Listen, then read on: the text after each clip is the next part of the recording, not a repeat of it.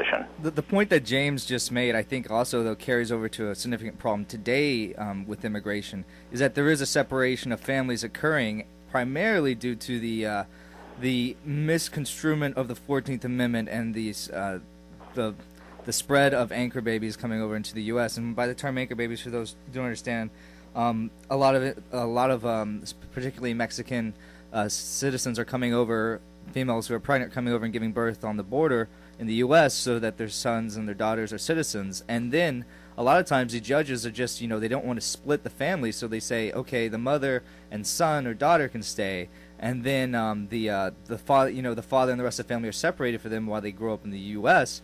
And otherwise, though, that the son, if the family is split up, the son will then be able to petition for citizenship for his family. And do you think that there's any hope that the 14th Amendment or Congress could make a law that could show that the 14th Amendment says jurisdiction thereof is not just referring to merely just being born in the U.S. This is referring to it had originally no intention to apply to foreigners. Do you think that there's any hope to amend the Constitution or Congress and make a ruling on this? And if not, is there a solution to the anchor babies problem? Good question. My opinion is that, yes, we need either a precise interpretation of the meaning of the 14th Amendment through a Supreme Court case, or we need a 28th Amendment, an additional amendment clarifying the 14th Amendment. The latter, going through Congress, is going to require the impetus of the electorate. They're going to have to encourage their legislators to pass such an amendment. And I probably don't have to tell you this. Getting an amendment passed is an incredible feat. You need 2/3 of the Senate, 60% of the House, or something like that, and plus or the states. It's a very complicated mechanism to get an amendment. I would prefer something quicker, assuming that the Supreme Court would define the 14th Amendment with a court case as to exclude citizenship applying to children who are born here of illegal alien parents. I think that's the easiest way to go is through the Supreme Court. But then again, it could be a situation where the court would find, no, that anybody who's born here is a citizen, which is going to compound our existing problem. You talk about the option of an amendment. Could someone say that today there just seems to be that fervor behind the anti-illegal immigration movement is slowly decreasing as we see McCain, the candidate for the Republicans, and the candidates for the Democrats? Both of them are providing kind of amnesty programs. Could I say then that it's going to be impossible to get an amendment on the books because the American people are actually realizing that we need a humane way to treat these individuals and not act forcefully against them, as you would say? What would you say in response to that? I think McCain is no different than Barack Obama or Hillary Clinton.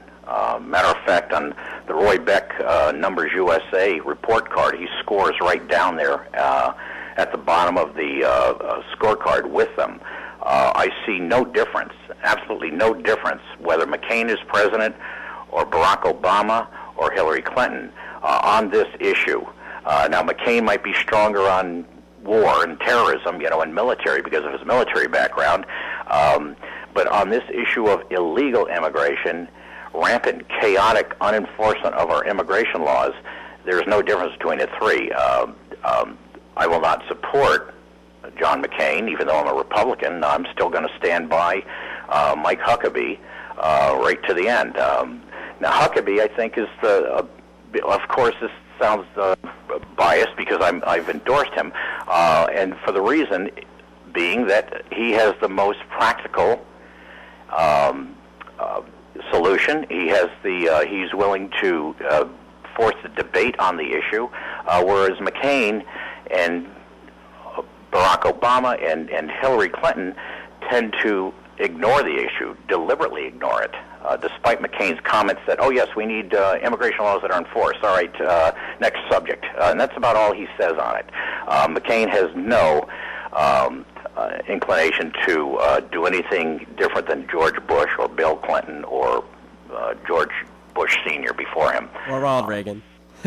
Or Ronald Reagan. Yeah, Ronald Reagan was a great guy, great charisma, pretty good president, but I think he made an error by having the first amnesty because it created more of a problem. And if we have another amnesty, you can forget about the United States of America being this United States of America, because you're going to see such an inflow of illegal aliens from all around the world. There's 6.6 billion people in the world, half of them impoverished, who would just like to come here and participate in our system or live off our system.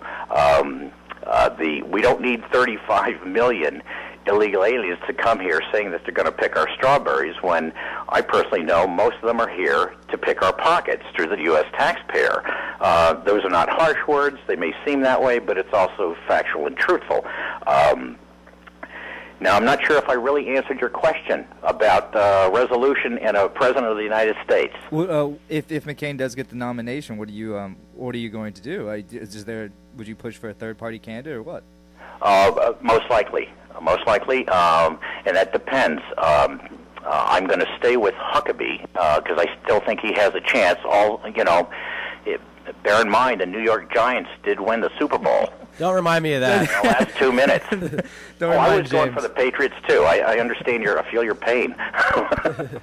You said that these individuals are coming, that the illegal immigrants are coming over to pick our pockets, and you said that Huckabee's solution is more practical.